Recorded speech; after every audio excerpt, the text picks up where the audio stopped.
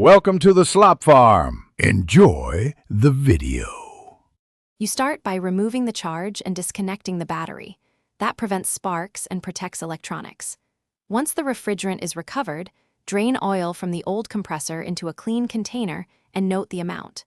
Remove serpentine belt using the tensioner, then unbolt any brackets in front of the compressor.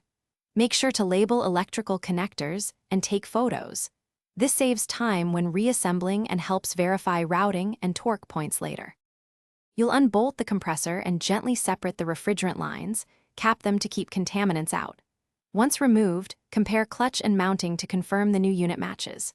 Pre-fill the new compressor with the measured oil you saved, and replace all O-rings with fresh, lightly oiled ones. This ensures reliable seals. Align the unit, snug mounting bolts, then torque to factory spec. Reattach electrical connectors and any brackets and reinstall the serpentine belt, making sure you must evacuate the system properly. Run a vacuum to at least 29 in Hg for 30 to 45 minutes to remove moisture and air. Once vacuum holds, charge with the exact R134A amount specified for your 2014 Silverado while monitoring low and high side pressures.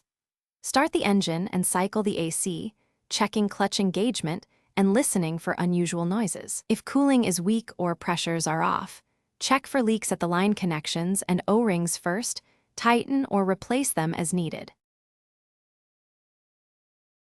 Thanks for watching. Consider subscribing if we helped you today.